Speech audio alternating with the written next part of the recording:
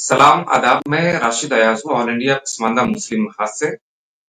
और आप पसमानदा डेमोक्रेसी के एक विशेष कार्यक्रम से जुड़े हैं। ऑल इंडिया पसमानदा मुस्लिम महाज और पसमानदा समुदाय मिलकर एक विशेष साझाकार श्रृंखला कर रहे हैं। हम आपसे अनुरोध करते हैं कि आप हमारे इस कार्यक्रम का समर्थन करें और इसे अधिक से अधिक लोगों तक पहुंचाने में हमारी मदद करें। ऑल इंडिया पसमानदा मुस्लिम महाज पसमानदा समुदाय के कार्यकर्ताओं, नेताओं और बुद्धिजीवियों के विचारों को प्रस्तुत करने का एक प्रयास है। आज हमारे साथ बातचीत के लिए मौजूद है अरहन पठारदे साहब। आप महाराष्ट्र से बिलोंग करते हैं और सलाम अलैकुम। करंटली दुबई में है अभी। जी। तो अरहन पठारदे साहब, अपने बारे में आप बताएं।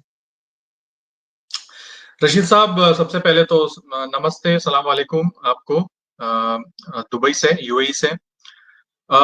मैं अरहन पाथरडे, मेरा जो पूरा एजुकेशन हुआ वो चंद्रपुर नाम की एक जगह है, महाराष्ट्र से, सेंट्रल इंडिया में आती है, जो नागपुर से कम 3 घंटे की दूरी पर है। तो मेरा एजुकेशन वहीं हुआ और उसके बाद से मैं बी इन मैकेनिकल इंजीनियरिंग हूँ। और 2008 के बाद से मैं इस फील्ड में काम कर रहा हूँ और अभी यूएई में, दुबई में एक कंपनी में हूँ, ऑयल एंड गैस सेक्टर में। तो प्रोजेक्ट मैनेजमेंट प्रोफेशनल हूँ। तो ये रही बात मेरी तरफ से। और खासकर से जो सोशल एनवायरनमेंट की जो बात रही है, अ, अ, हम जब से मैं इंडिया में एजुकेशन के बाद से जुड़ा हुआ रहा हूँ, कई अलग अलग यूथ ऑर्गेनाइजेशंस और अलग अलग सामाजिक ऑर्गेनाइजेशन के साथ में जुड़ने का मौका मिला। और यूएई में भी आकर कई ऐसे ऑर्गेनाइजेशन, हमारे जो भी दोस्त लोग हैं जिनकी परछाई, जिनके एक्स जो पहले किसी ऑर्गेनाइजेशंस में काम किए थे, तो यहाँ पर भी ऐसे कुछ ऑर्गेनाइजेशंस के बंदों के साथ में मिलने का मौका मिला। और उसी मकसद से बहुत से हमारे जो अ, पसमंदा लीडर्स हैं उनसे भी हमें मिलने का मौका मिला। तो आगे हम लोग जरूर उस जानिब से बात जरूर करेंगे और मैं आपको जी, इस बारे में जरूर कहूंगा। जी अरहन साहब, संविधान दिवस मनाने का क्या कारण है और यह दिन भारतीय समाज के लिए क्यों अहम है? अ, अ, देखिए, हम लोग संविधान को केवल एक लीगल बुक के माध्यम से, जो आम लोग और या फिर सिविल सोसाइटी भी जो है, बहुत हद तक संविधान को एक लीगल बुक के माध्यम से ही देखते हैं। बट इसे खासकर से ऐसे समाज, मतलब हम जानते हैं कि कॉन्स्टिट्यूशन का भारत में आना ये एक बहुत बड़ा रिवॉल्यूशनरी स्टेप रहा है। क्योंकि हम लोग देखते हैं कि ब्रिटिश इंडिया और ब्रिटिश इंडिया से पहले यहाँ पर किंगशिप रही है। और यहाँ पर हम लोग खासकर से हम जिस पिछड़ी जातियों से आते हैं, हम लोग कहते हैं कि ये मनुस्मृति के द्वारा चली हुई जो जो सामाजिक व्यवस्था है, उस व्यवस्था से आया हुआ ये समाज है। उस व्यवस्था से आया हुआ ये जो भारतीयता है, वो आया हुआ है। तो इस वजह से हमें कॉन्स्टिट्यूशन का आना, अ, और इसका लागू होना, ये केवल एक लीगल बुक ना होते हुए, ये जो पिछड़ी जातियां हैं, जो जो सामाजिक रीतियां पीछे रह गई है, अनटचेबिलिटी जैसी कुप्रथाओं के साथ में जो समाज की रचना हुई है। और एक तरीके से जो सामाजिक रचना हम लोग देखते हैं, इसे दो भागों में डिवाइड किया जा सकता है। एक है ऊंची जातियां और एक दूसरी जो है नीची जातियां। केवल इन दो, इस जो मध्य से जो लाइन खींची गई है, तो इसे हम लोग इस सामाजिक रचना को इस नजरिए से जब हम देखेंगे, तो हम लोग देखेंगे कि कॉन्स्टिट्यूशन जो है वो केवल एक लीगल बुक बनकर नहीं रह गई है। ये अ, इन समाजों से आए हुए जो लोग हैं, उनका जो राइट्स है, उनका जो अधिकार है, वो लागू करने वाला जो इंस्टीट्यूशन है, वो है कॉन्स्टिट्यूशन। तो हम इसे इंस्टीट्यूशन, इस नाम से हम लोग इसे जाने। तो इस वजह से जब ये अधिकार हमें इस इंस्टीट्यूशन के माध्यम से जो मिले हैं, तो इसे बनाए रखने और इसके प्रति जागरूक होने की आवश्यकता है। और इस मकसद से, चूंकि जब हम लोग यूएई में, जब हम लोग इस समाज से जो बिलोंग करने वाले जो लोग हैं, जब यूएई में आते हैं, जो रोजगार और साथ साथ जो अपनी कमाई के लिए जब हम लोग यहाँ पर आते हैं, तो हमें ये भूलने की जरूरत नहीं है, ये हमें भूलना नहीं चाहिए कि हमारे जो अधिकारों का जो रक्षण जो होता है, जो संरक्षण है, ये करने की हमें जरूरत है आज के डेट में। और पिछले 70 सालों में जो जिस प्रकार का कार्यकाल हम लोगों ने देखा है कि किस तरीके से राइट्स और अधिकारों का हनन हुआ है, राइट्स और अधिकारों को जताने के लिए एक तरीके से आंदोलन चलाना पड़ रहा है, उसे आंदोलित होना पड़ रहा है। इस वजह से कॉन्स्टिट्यूशन को इस ऐसे जगह पे भी बनाने की आवश्यकता है जहां पर ऐसे समाज के लोग जिनके अधिकारों का हनन हुआ है या फिर अधिकारों के लिए आंदोलित होना पड़ रहा है, ऐसे लोगों को साथ में मिलकर कॉन्स्टिट्यूशन, ये जो अधिकारों का जो इंस्टीट्यूशन है, इसके प्रति जागरूकता फैलाने की आवश्यकता है और इसलिए कॉन्स्टिट्यूशन डे मनाया जा रहा है। चूंकि यूएई में भारत से आने वाले जो लोग हैं उनकी संख्या 32 लाख के करीब है। 32 लाख मतलब 3.2 मिलियन के आसपास, मतलब पूरे वर्ल्ड में अब्रॉड में रहने वाले जो भारतीय है उसकी सबसे ज्यादा संख्या जो है, जो नंबर 2 पे जो हम लोग कह सकते हैं, वो गल्फ में सिर्फ यूएई में है। आप सऊदी और बाकी गल्फ कंट्रीज को छोड़ दीजिए, लेकिन सबसे ज्यादा जो लोग हैं वो यूएई में रहते हैं, कम से कम 32 लाख लोग यूएई में रहते हैं। तो इस वजह से कल्चर पॉइंट ऑफ व्यू जो है, यहाँ का जो लोकल समाज जो है, यहाँ का जो एमिराती समाज है, इन्हें ये समझने के इन तक हमें ये संदेश पहुंचाने की आवश्यकता है कि भारत में रहने वाला जो व्यक्ति है वो केवल और केवल सिर्फ एक ही कल्चरल आइडेंटिटी से जुड़ा हुआ नहीं है, उसकी अपनी अलग अलग बैकग्राउंड, अलग अलग cultural heritage, cultural background, cultural identity से बिलोंग करता है। तो कॉन्स्टिट्यूशन डे के मार्फत से जो भी अ, ऐसी ऐसे समाज से बिलोंग करने वाले जो लोग हैं जिनके पास एक आइडेंटिटी क्राइसिस आज नजर आ रहा है, तो उस आइडेंटिटी क्राइसिस को क्लियर करने का जो काम है वो हम लोग यहाँ कॉन्स्टिट्यूशन डे के माध्यम से करना चाहते हैं। और ये संदेश हम लोग यहाँ के लोकल तक पहुंचाना चाहते हैं और साथ ही साथ भारतीय लोगों के बीच में भी कि भाई अलग अलग बैकग्राउंड से आने वाले कम्युनिटी के लोग हैं, यहाँ पर केवल एक ही कल्चरल आइडेंटिटी से जुड़े हुए लोग नहीं है, केवल दो ही रिलीजन से जुड़े हुए लोग नहीं है जिसे हम लोग हिंदू और मुसलमान कहते हैं, जो यहाँ पे बहुत हद तक लोग समझते हैं। बट विद इन दिस भी एक बहुत बड़ी ग्रेडेड इनइक्वालिटी का समाज है, उसे समझने के लिए, उसे जानने के लिए इस कॉन्स्टिट्यूशन डे के माध्यम से ये प्लेटफॉर्म हम लोगों ने क्रिएट किया है, ताकि यहाँ पर आने वाले जो पिछड़ी जाति के लोग हैं, यहाँ पे आने वाले के डिफरेंट आइडेंटिटी जिन्हें गिना नहीं जाता है, एक टोटल पॉपुलेशन, मेजोरिटी पॉपुलेशन में नहीं गिना जाता है, उनके लिए ये प्लेटफॉर्म हम लोग बनाना चाहते हैं और ये एक संदेश भारतीय और साथ ही साथ जो लोकल इमिराती लोग हैं उन तक पहुंचाना चाहते हैं इस कॉन्स्टिट्यूशन डे के मार्फत से। जी। संविधान के माध्यम से दलित और पसमानदा मुसलमानों को मुख्य धारा में लाने के लिए कौन-कौन से कदम उठाए जा सकते हैं? चूंकि मैं शुरुआत में जरूर कहा आपको कि हमारा कॉन्स्टिट्यूशन जो है ये केवल एक लीगल बुक नहीं है, ये केवल एक न्याय व व्यवस्था नहीं है, ये एक तरीके का इंस्टीट्यूशन है जिससे कि अधिकारों का जो जो जो जो जो डिप्राइव्ड कम्युनिटीज हैं, जो डिफरेंट आइडेंटिटीज से आ रही हैं, जो जिनकी संख्या कम है, ऐसे लोगों को हक देने का काम जो है कॉन्स्टिट्यूशन के मार्फत होता है। तो इस वजह से कौन कौन मार्जिनलाइज्ड है, फिर पूरे समाज की अगर बात करें, हम लोग कहते हैं मतलब एक जनरल थॉट ऐसा है कि भाई 80% हिंदू है और 20% मुसलमान है। तो क्या सामाजिक रचना इतनी केवल दो दो दो हिस्से में बढ़ जाती है भारत की सामाजिक रचना? तो नहीं। तो जो जानकार लोग हैं, जो जो हम लोग यहाँ पे जो आंदोलित लोग हैं, जो पिछड़ी समाज से आ रहे हैं, जो एक जिनका जिनका जो टोटल पॉपुलेशन पूरे पॉपुलेशन के हिसाब से काफी कम है, लेकिन उनकी अपनी आइडेंटिटी है, उनका अपना इतिहास है, उनका अपना एक कॉमन एजेंडा है, जो ये है कि पिछड़ी जातियों से आने वाले जो लोग हैं उनके लिए, खासकर से दलित समाज, मुसलमानों में पसमंदा समाज, आदिवासी समाज जिसे हम लोग शेड्यूल ट्राइब कहते हैं, फिर ओबीसी समाज जो बैकवर्ड क्लासेस है, जो भी बिखरा हुआ बैकवर्ड क्लासेस है, बट उनमें भी ऐसे कास्ट से बिलोंग करने वाले जो लोग हैं जिनकी संख्या ओबीसी के जो 52% पॉपुलेशन की जो बात होती है, जो सबसे पहले जो 52% पॉपुलेशन जो हम लोग कहते हैं कि सेंसस के हिसाब से ओबीसी का है, उसके हिसाब से भी जो कास्ट है जिनकी संख्या बहुत कम है, किसी की 2% है, किसी की 5% है, किसी की 10% है, जो गिनती के हिसाब से भी बहुत कम है, लेकिन उनकी अपनी आइडेंटिटी है। कॉन्स्टिट्यूशन हमें यह मान्यता देता है कि आप माइनॉरिटी क्यों ना हो, माइनॉरिटी से भी माइनॉरिटी क्यों ना हो, उनकी बात जो है वो कहने का फोरम देने का जो हक है, डेमोक्रेटिक राइट्स जो देने का जो बात है, वो होना चाहिए। इस वजह से जब ये होता हुआ नहीं दिख रहा है हमें आज के डेट में, जब ये होता हुआ नहीं दिख रहा है, तो जरूरी ये है कि जो अ, अधिकारों के लिए आंदोलित समाज है वो आपस में कॉमन एजेंडा में साथ में आए, जो खासकर से जिनका नाम मैंने लिया, जैसे दलित समाज, खासकर से पसमंदा समाज, खासकर से ओबीसी का समाज, खासकर से आदिवासियों का समाज, और भी ऐसे जो तिरस्कृत समाज है जिनके बारे में जिनका एक एमपी भी नहीं चुनकर नहीं आ पाता है क्योंकि संख्या में कम है। और हम लोग उसके बारे में बाद में आएंगे कि इलेक्शनरिंग में किस तरीके से इन समाज से आने वाले जो लोग हैं इनको क्यों इनका रिकमेंडेशन और या फिर इनका रिप्रेजेंटेशन क्यों नहीं दिया जाता। तो ये एक अलग बात है।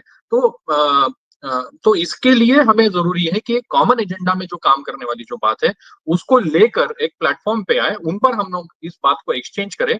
जिस तरीके से हम लोग यहाँ पे यूएई में पसमंदा समाज के जो लीडर्स है, पसमंदा समाज के जो लोग हैं, उनके साथ में हम लोग बातचीत करते रहते हैं, उनके साथ में एक प्लेटफॉर्म में रहकर हम लोग हमारी बातों का डिस्कशन करते हैं, एक्सचेंज ऑफ व्यूज करते हैं। और सबसे बड़ी बात की आइडेंटिटीज का, यहाँ पर आने वाला जो समाज है, मैंने कहा कि 32 लाख की संख्या है। अब मान के चलिए इसमें 10-20% जो है ये व्हाइट कॉलर जॉब में करते हैं, लेकिन 80% जो लोग है वो यहाँ का ब्लू कॉलर आइडेंटिटी है, वो यहाँ का वर्क फोर्स है। तो इस वर्क फोर्स में यदि हम देखें तो इस वर्क फोर्स में काम करने वाला जो समाज है वो ज्यादा से ज्यादा पिछड़ी जातियों से आने वाला समाज है, चाहे वो पसमंदा समाज से क्यों ना हो, चाहे वो दलित समाज से क्यों ना हो, चाहे वो बैकवर्ड क्लास से क्यों ना हो। तो यहाँ पे 80% काम करने वाला जो व्यक्ति है वो इन समाज से आता है। तो इनके बीच में इस आइडेंटिटी की जागरूकता समझाना जरूरी है कि एक जो ठोस जो रिलीजन है, जो हम लोग हिंदू और मुस्लिम ये जो मेन रिलीजन्स की बात करते हैं, लेकिन विद इन दिस ये जो पिछड़ी समाज से जो लोग आ रहे हैं इनकी अपनी आइडेंटिटी है, इनको इनका जो आइडेंटिटी क्राइसिस है, इस क्राइसिस को तोड़ने की आवश्यकता है। इसके लिए इस कॉमन एजेंडा में आकर अपने आइडेंटिटी को पक्का करने की जरूरत है, अपने आइडेंटिटी के साथ में अपने चीजों को, अपने अधिकारों के लिए बात करने की जरूरत है। उस जागरूकता फैलाने की बात के लिए हमें कॉमन एजेंडा में, कॉमन प्लेटफॉर्म में आने की आवश्यकता है। एक फोरम हमारा होना चाहिए जिस पर हम लोग ये बातों को एक्सचेंज कर सके। तो इस वजह से हम लोग यहाँ पर जो है दलित समाज, पसमंदा समाज और बाकी जो पिछड़ी जातियों से जो आ रहे हैं या फिर नेग्लेक्टेड कम्युनिटीज है, उन लोगों के साथ में काम करने की बात करते हैं, ताकि डेमोक्रेटिक वैल्यूज मजबूत हो और लोगों में जागरूकता आए, कॉन्स्टिट्यूशन को लेकर, डेमोक्रेसी को लेकर जागरूकता आए। जी, अरहन पठान साहब, आपके अनुभव में संयुक्त अरब अमीरात में भारतीय संविधान दिवस मनाने का क्या महत्व है? जी, बिल्कुल मैं वापस से उस बात को कहूंगा कि ये मैसेज लाना बहुत जरूरी है कि कि भारतीय समाज जो है वो केवल दो हिस्से में बटा हुआ नहीं है, वो केवल हिंदू और मुसलमान इन दो किस्मों में बटा हुआ नहीं है। अ, इस बात को हमें मैसेज देने की जरूरत है कि विद इन द लाइन बहुत सारी चीजें, बहुत सारे जो कम्युनिटीज हैं जिनकी अपनी आइडेंटिटी है, कल्चरल डिफरेंशिएशन, कल्चरल डिफरेंसेस है, और उनका अपना हेरिटेज है, उनकी अपनी बात है।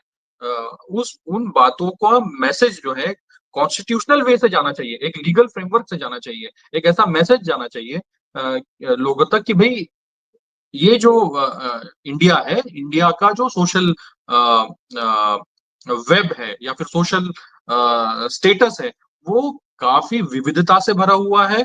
यहाँ पर केवल दिवाली नहीं मनाई जाती, यहाँ पर केवल ईद नहीं मनाई जाती, उसके साथ साथ और भी बहुत सारी ऐसी चीजें हैं जिसको समझने की जरूरत है, इस डायनामिक्स को समझने की जरूरत है। ये हम लोग मैसेज इसके थ्रू देना चाहते हैं। और किस तरीके से कॉन्स्टिट्यूशनल मोरालिटी कितनी इंपॉर्टेंट है, मतलब कॉन्स्टिट्यूशन की वैल्यूज को लेकर लोगों में जागरूकता होना कितना इंपॉर्टेंट है।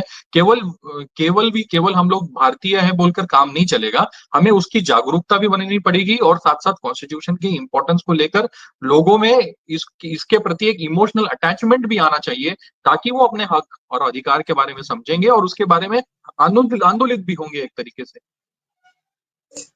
संविधान के प्रावधानों का लाभ उठाकर सामाजिक न्याय कैसे सुनिश्चित किया जा सकता है? जी, ये तो एक बहुत बड़ी प्रोसेस है, मतलब चूंकि हम लोग इस प्रोसेस में हम सारे लोग हैं, ऐसा समझ के चलते हैं कि जो जब से कॉन्स्टिट्यूशन लागू हुआ तब से लेकर अभी तक के जो प्रोसेस आया है उसमें कहीं ना कहीं हम लोग साथ में मिलकर काम करने की जो बात कहते हैं वो होने की आवश्यकता है। तो एक लंबा प्रोसेस है। तो उसकी यूएई में तो हम लोग मतलब कुछ हद तक कर रहे हैं, इंडिया में एक बहुत बड़ा आंदोलन चल रहा है, पसमंदाओं का बहुत बड़ा आंदोलन चल रहा है, बैकवर्ड क्लासेस का कास्ट सेंसस को लेकर बहुत बड़ा आंदोलन चल रहा है। शेड्यूल्ड ट्राइब लोगों का अपने अधिकारों के लिए जो नए नए संशोधन गवर्नमेंट ला रही है उसके प्रति जागरूकता का आंदोलन चल रहा है। शेड्यूल कास्ट में वर्गीकरण का नया जो नई चीज अभी एक्ट के माध्यम से लाई जा रही है, सुप्रीम कोर्ट के माध्यम से लाई जा रही है। चूंकि कॉन्स्टिट्यूशन में वर्गीकरण का नामो निशान नहीं है, लेकिन सुप्रीम कोर्ट के माध्यम से सुप्रीम कोर्ट के माध्यम से कुछ लोग इस वर्गीकरण को लागू करना चाहते हैं। तो ये इन तरह तरह का जो आंदोलन है, तरह तरह का जो अधिकारों का जो आंदोलन है, ये आंदोलन हो रहा है और शायद होते रहेगा, और शायद इसके प्रति हमको लोगों को जागरूक करते रहना पड़ेगा। और ये जागरूक क्यों आंदोलन, जब तक वो आंदोलन का प्रकार नहीं हो पाता तब तक हमें ये जागरूकता जो है लोगों तक पहुंचाना पड़ेगा, तभी जाकर जो जो लोग कॉन्स्टिट्यूशन को लागू नहीं करना चाहते हैं, कॉन्स्टिट्यूशन के खिलाफ काम करना चाहते हैं, तो उन तक ये संदेश जाए कि भाई लोग आंदोलित है और लोग केवल इसका तमाशा नहीं देखना चाहेंगे, लोग इसके प्रति जागरूकता और बढ़ती चली जाएगी। तो जो लोग इसके अगेंस्ट में है, जो लोग ऐसी चीजों को लाना चाहते हैं, उन तक ये मैसेज भी आगे तक पहुंचे कि भाई लोगों में जागरूकता बढ़ रही है, लोग इसको एक इमोशनल क्राइटेरिया को लेकर चल रहे हैं, और आप किसी भी माध्यम से, चाहे वो सुप्रीम कोर्ट के माध्यम से हो, चाहे वो किसी और एक्ट के माध्यम से हो, ये ऐसे नहीं चलेगा। लोग चाहते हैं कि कॉन्स्टिट्यूशनल की मोरालिटी को बनाए रखे। यहाँ तक हमें जाने का जो हमारा जो मिशन है, वो हमें यहाँ उस प्रोसेस में हम लोग अभी है। तो मेरे ख्याल से हमें इस पर और काम करने की आवश्यकता है आने वाले समय में। साथ में मिलकर जितने भी अधिकारों का आंदोलन करने वाले जो समाज है, उन लोगों को साथ में मिलकर काम करने की जरूरत है। तो आने वाले समय में हम लोग इसको उसका रूप देने की आवश्यकता जो है, उसके लिए काम करेंगे। अभी तो हम लोग जी। छोटे से माध्यम से जो भी हमारे यूएई में जो साथ जुड़े हुए लोग हैं, उनके साथ में हम लोग मिलकर काम कर रहे हैं। संविधान को बढ़ावा देने की आज की आवश्यकता पर आपके क्या विचार हैं? खासकर वंचित समुदायों के संदर्भ में? जी, बिल्कुल। बहुत ज़रूरत है, क्योंकि क्या संविधान अ जिस रूप में दिया गया था, क्या उसका स्वरूप आज भी वही है? तो बिल्कुल नहीं। तो क्या हम ऐसे समय में हैं जहाँ पर सारे लोग बड़े ही ऑनेस्ट हैं? तो वो भी बात सही नहीं है। तो ऐसा क्या हो रहा है समाज में कि लोगों को अधिकारों के लिए आंदोलन करना पड़ता है? क्योंकि जब क्योंकि इसके दोनों पहलू हैं। आंदोलन इस वजह से होता है क्योंकि एक्शन हो रहा है, किसी तरीके का एक्शन हो रहा है, तो उसका रिएक्शन है आंदोलन। तो एक्शन करने वाला कौन है? तो यदि हमें इसकी पहचान ना हो, तो हम लोग आंदोलन भी नहीं कर पाएंगे।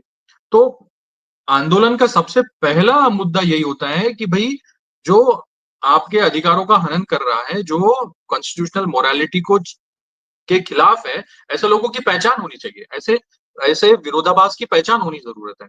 तो क्या समाज आज के डेट में उन लोगों को पहचानता है? तो नहीं। पहली बात तो आइडेंटिटी क्राइसिस में ही है। आइडेंटिटी क्राइसिस को जब पार करेंगे तभी जाके हम लोग इस विरोधाभास में, जो विरोध में जो लोग हैं, उनके बारे में पहचान पाएंगे कि वो क्यों विरोध में है, वो क्यों विरोध करना चाहते हैं, वो क्यों स्टेटस क्वो बना के रखना चाहते हैं।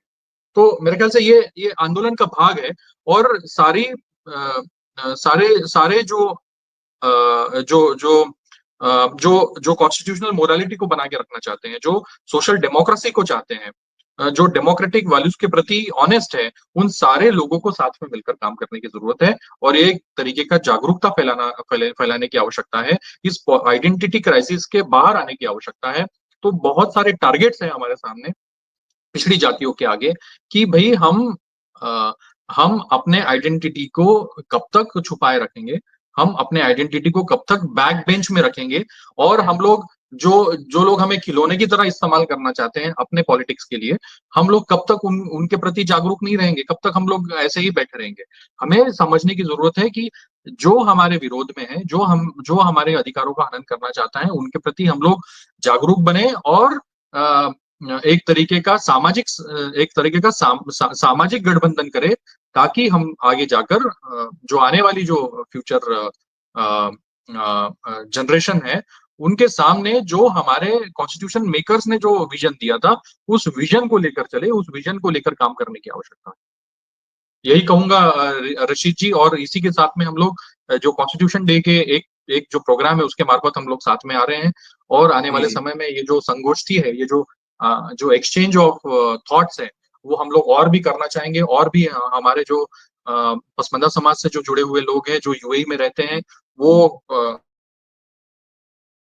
वो कोशिश करे कि हम तक पहुंचे, हमारे से बात करें, हमारे प्रोग्राम्स में आने का शामिल होने की शामिल हो, ताकि इस तरीके की जो बात है उन तक पहुंचे, और एक तरीके का कॉन्फिडेंस बने कि भाई समाज से जुड़े हुए जो बाकी लोग भी है वो उन लोगों से मिलने का उनको मौका मिले, और एक तरीके का कॉन्फिडेंस उनमें आए, एक सामाजिक संरचना बने। तो ये हमारी कोशिश है, और आपके माध्यम से यही कहना चाहेंगे कि आने वाले 1 दिसंबर को हम लोग कॉन्स्टिट्यूशन डे का प्रोग्राम यूएई में दुबई में मनाया जा रहा है।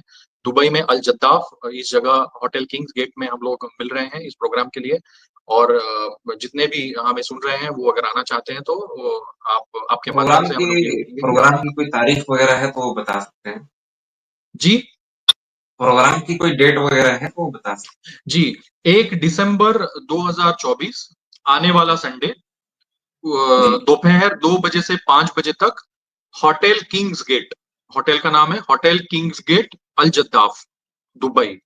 तो यहाँ पर इस प्रोग्राम को ऑर्गेनाइज किया गया है, और चाहे तो मैं लिफलेट भी आपको शेयर करूंगा, अगर हो सके तो आप जी, उस जी। लिफलेट के माध्यम से भी आप लोगों तक वो बातें को पहुंचा सकते हैं। जी, सब आपकी बहुत अच्छी कोशिश है। आपने यूएई में आपने विभिन्न समुदायों के साथ आपने काम किया है। आपकी बहुत अच्छी कोशिश है जी, और और हमने इसी पर पसमंदा महज जी के महज ये जो ऑल इंडिया पसमंदा मुस्लिम महज है, उनके माध्यम से भी हम लोगों ने बहुत से जो स्पीकर्स हैं उनके माध्यम से हमने कुछ स्पीकर्स को भी इनवाइट किया था, हमने कुछ ऑनलाइन प्रोग्राम्स भी किए थे, और साथ ही साथ जो बाकी मार्जिनलाइज कम्युनिटीज से हैं उनको भी हम लोग अपने प्रोग्राम्स में बुलाते हैं, ऑनलाइन प्रोग्राम के माध्यम से लोगों को जोड़ने की कोशिश करते हैं। तो आपके माध्यम से यही कि जो लोग हमें सुन रहे हैं वो हम तक पहुंचे, हम लोग और हमारे बीच में एक्सचेंज ऑफ कम्युनिकेशन हो। बहुत बहुत जी, धन्यवाद ऋषि। बहुत-बहुत धन्यवाद आनंद जी, आपने बहुत कीमती समय निकाला। बहुत-बहुत शुक्रिया। Thank you, thank you.